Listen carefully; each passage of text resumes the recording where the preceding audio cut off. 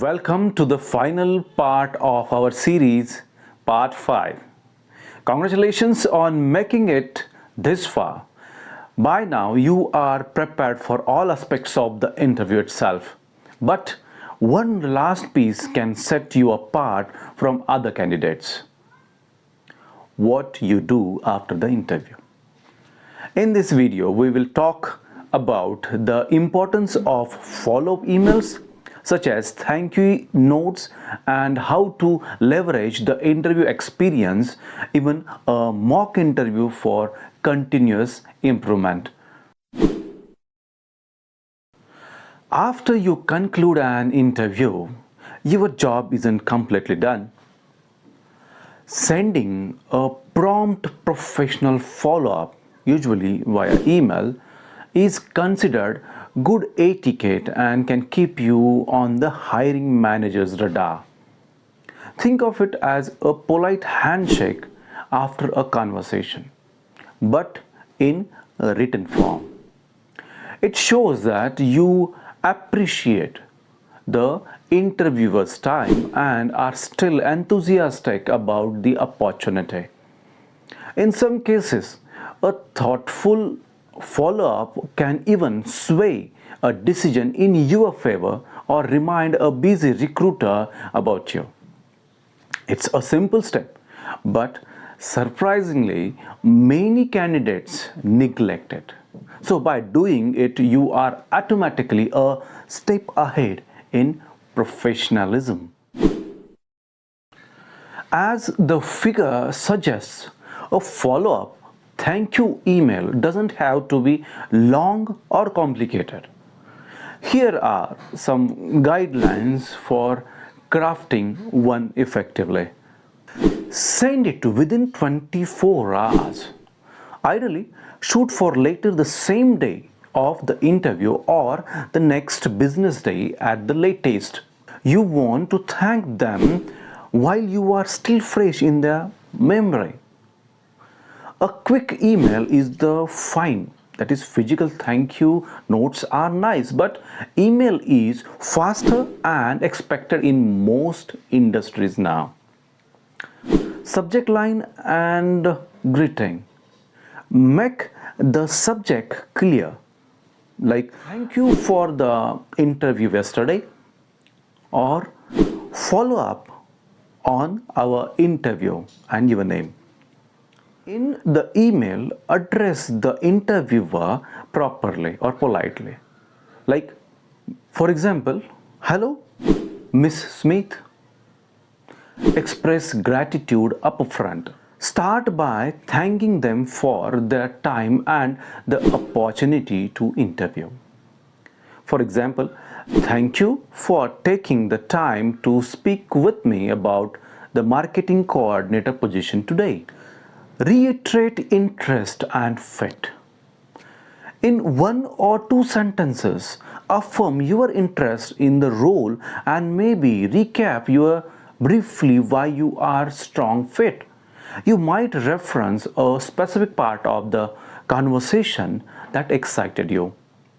For instance, our discussion about the upcoming project launch was really exciting. It reinforced my enthusiasm for the role, and I'm confident my internship experience in social media marketing can add value to your team. Keep it sincere and avoid rehashing your entire resume. The goal is to remind them you are enthusiastic and qualified without rehashing the whole interview or introducing lengthy new information. Optional personal touch. If you had a genuine connection or a light moment, maybe you discovered you share an interest in hiking or the interviewer gave you a piece of advice, you can mention it briefly to personalize the note. For example, also, I appreciated your tip about focusing on storytelling in campaign reports. I am definitely going to apply that. Thank you. This shows you were actively listening. Just one sentence. Keep it brief and positive. Closing. Close with a polite line about looking forward to next steps or working together in the future, and offer to provide any additional information if needed. For example, please let me know if I can provide any further information. I'm looking forward to hearing about the next steps in the process. Then sign off with a professional closing like sincerely or best regards and your full name. You might include your phone number under your name as well, just to make it easy for them to contact you. That's it. A few short paragraphs maximum. The tone should be positive, courteous, and professional. No slang, emojis, or overly familiar comments. One more thing. Proofread it carefully before sending. An email with typos or an incorrectly spelled interviewer name can undo the good impression. So, double check the spelling of the interviewer's name and the company name. The email is a sample of your communication skills, so make it a good one. Follow up if you didn't hear back. If a week or two passes after your interview and you haven't heard anything by the timeline they indicated, or if they didn't give a timeline, say 2 weeks, it's acceptable to send a short follow-up email to inquire about the status. This is different from the thank you note. It's more of a polite check-in. Even if you don't get the job, a follow-up thank you and a professional demeanor can leave a lasting positive impression. You never know, they might consider you for a future role or refer you to another opportunity. Some candidates also connect with their interviewers on LinkedIn afterwards. Use discretion maybe after you know the outcome or if the interviewer invited you to connect. Maintaining that network can be valuable for your career. Now, switching gears to mock interviews specifically. Once you finish a mock interview, the most important thing to do is get feedback and reflect on it. The whole point of a mock interview is to learn and improve, to take advantage of that.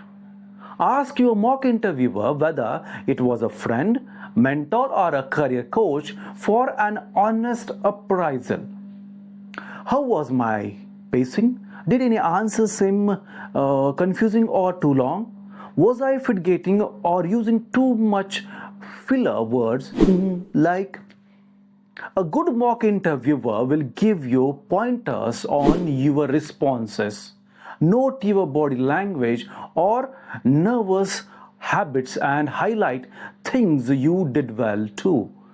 For example, they might say you had a great eye contact and knowledge, but your answers tended to wander off topic, which is golden feedback to then work on tightening your answers.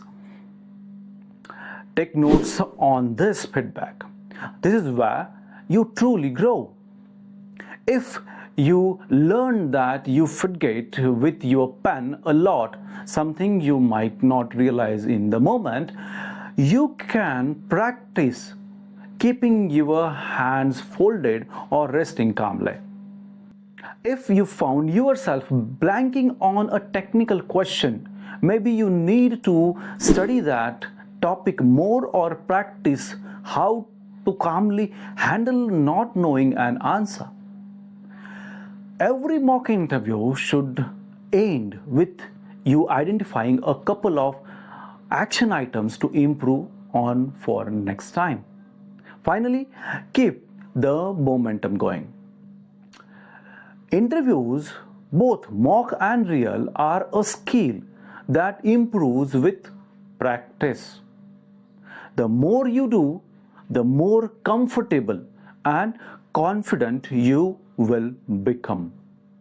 If you have a big interview coming up, you might do multiple mock sessions, perhaps one focusing on HR questions and one on technical. Each time you will polish your performance a bit more. As we wrap up this series, remember that interviewing is two-way street. It's not only about the company evaluating you, but also about you evaluating the company and showcasing your best self. By preparing through mock interviews, mastering both HR and technical questions, adapting to any format, and following up professionally, you are setting yourself up for success. You have put in the effort to learn these skills. That alone is a big step that many people skip. So be confident in that. Every interview, even if it doesn't land you the job, is a learning opportunity and a chance to grow. With each experience, you will get better. Stay positive, stay curious, and keep practicing. You have got a toolkit of star stories. You know how to handle tricky technical questions, and you can communicate like a pro, whether in person or on a phone. That's powerful.